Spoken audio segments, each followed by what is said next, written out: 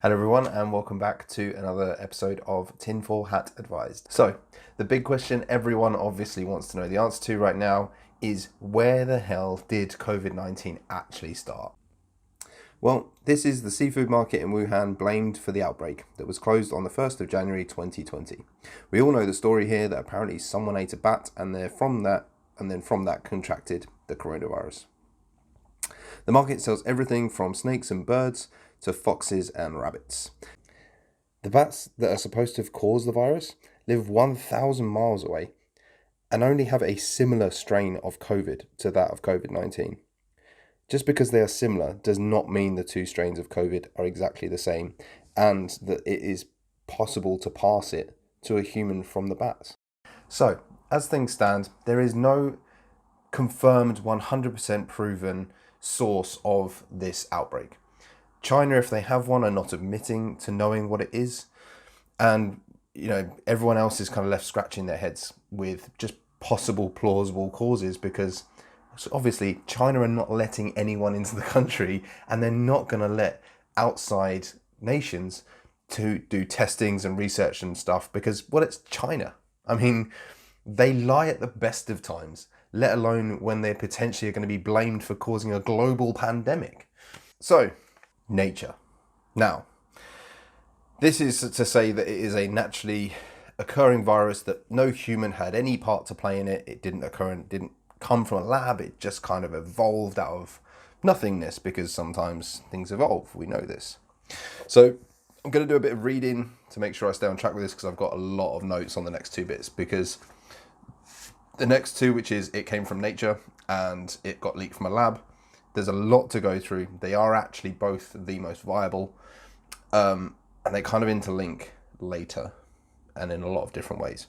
So I want to make sure I get the facts across, so I apologize if I'm not staring directly at you and making full eye contact. Which is a bit creepy anyway, right? So let's get started. So viruses do evolve naturally. As we said, evolution is just a thing that happens. It happens quite frequently, more often and more faster in simpler organisms. So single cell organisms can evolve faster than anything else and blah, blah, blah. Viruses are very simple organisms and so they can evolve their structure very quickly. We see this all the time with cold and flu viruses, which change every year and evolve themselves every year. So they're different. It's a different strain every year and stuff, but essentially it's from the same strain. They have to evolve from somewhere. They don't just pop out of thin air. So these things, cold and flu viruses, are also types or very similar to COVID viruses. So coronaviruses exist in a whole range of animal species. But the viruses are inherently bespoke to their target host. That's why it's rare for any virus of any nature to cross between species because of the way that they are structured in themselves. It gets very scientifically technical, but basically there's binding points on every virus for it to attach to its host and to stay there and to build and to spread within that host. It needs to be able to bind to certain receptors. So for humans to get a virus, it usually has to have the ability to interact with what we call the ACE2 human receptor for coronavirus, which we will look at. The ACE2 receptor is the specific receptor for coronavirus within the human, which we'll look into a bit more detail a little bit later on because that comes into play quite heavily with the lab experiment bit. So whilst the ACE2 interaction point on the virus can be synthesized. As we've said already, this strain of COVID-19 has been proven to be completely of organic origin, and that is something that is universally accepted now by everyone. There isn't really anyone, any scientist of any standing saying anything other than that. And that's globally. So I'd love to dig into a conspiracy theory bit and be like, oh yeah, but that's probably because the governments have paid them off. When it's so universally accepted that it is, and everyone who's doing the research on it has said the same thing, every single scientist across global platforms, you kind of have to get to a point where there's no evidence to suggest anything otherwise. So the bit not to get confused with here is that by saying it's a naturally occurring virus does not mean it wasn't made in a lab. What it means is it wasn't synthesized by humans. So I guess a similar thing would be, just because you grow a lettuce in a farm doesn't stop it being a lettuce. It's still it's still a lettuce. You've just farmed it. Just because it wasn't in the wild doesn't mean it's not natural anymore. It's still a naturally occurring lettuce. But then you get the different ones where there's all this crap about China making plastic lettuce. So plastic lettuce would be the human synthesized version of the virus. That's the best explanation I can come up with off the top of my head.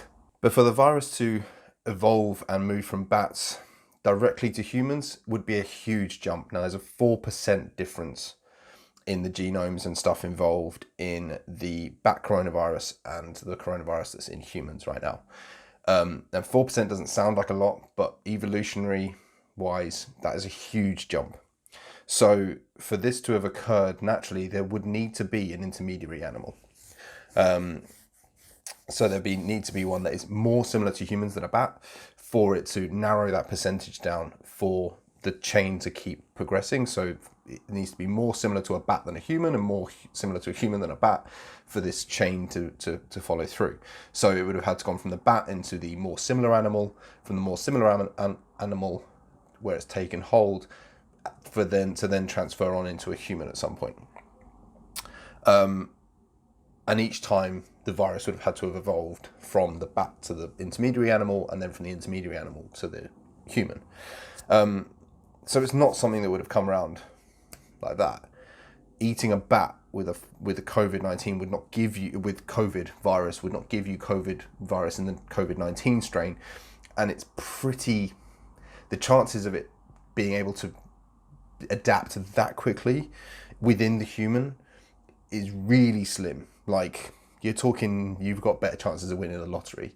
So whilst it's possible that's what happened, the chances of it becoming so successful and so prevalent in humans so fast, it just doesn't add up. The science doesn't make sense. So whilst a lot of people will say the naturally occurring theory is the most sensible one, it's also the one that's least likely to cause world wars or any other things. And I'm sure the vegans will love this one as well, because it's Mother Nature fighting back. And, part of this is why, as much as animal lobbyists hate it, on a different sense, this is why we cull animals. We cull rabbits, foxes, badgers, etc. to stop the spread of viruses within those communities, because if you thin out the numbers, they don't spread viruses amongst themselves. We have, as a population in the world, become overpopulated in the areas that we inhabit. Now, the ridiculous thing about this is we only inhabit less than 1% of the world's surface, which is insane. But it's also on a different scale, which I'll talk about in a whole nother film about the conspiracies behind global warming, which are all nonsense. You can't impact. We go on about having our impact on this world being a huge impact. We feel it's a huge impact. We feel we have a huge impact on the world because for us, everything we do looks massive. In the same way that when an ant builds an ant nest, it walks into its ant nest and probably thinks, fuck, this thing's huge. But to us, it's not. It's tiny. So our scale here on the planet is not as big as we think it is. And our impact is just not as big as we think it is. We have a massive God complex. So, yes, you could argue on a natural thing, we have become overpopulated within the areas we inhabit. And therefore, a naturally occurring virus has happened to diminish our numbers. But if that was the case, it would have taken a lot more lives, and it wouldn't be so specific to the people it has taken. And let's be honest, as much as people want to argue about the fact that this is dangerous to everyone, the lives it has taken across the globe have largely been elderly and people who are at risk of dying anyway. And as I said in one of the other films, I'm one of those people. So I don't feel any shame in saying that this is a virus that targeted people like me, and the elderly and the unhealthy. It was a virus that killed off unhealthy people. So Whereas if you look at myxomatosis in rabbits, it just attacks all of them. It just attacks rabbits, period. Not unhealthy rabbits, it just attacks rabbits. That's one of the reasons we cull rabbit numbers, to keep them in population numbers where myxomatosis can't be rampant. Rampant rabbits. So, yes, possibly this is just a naturally occurring thing. I really hope you guys have enjoyed this video from Tinfoil Hat Advised. Please like, share and subscribe. Let me know whether you agree with me or disagree with me in the comments. Please, though, I ask for one thing. If you're going to comment, please keep it in a constructive manner. Let's not be rude here. I know it's the internet and people can sit behind a keyboard and say whatever they like, but give me something I can respond to. I will more than happily talk with you and have an adult educated discussion about whether I'm right or wrong. But please keep it sophisticated. Thank you very much, guys. I'll see you soon.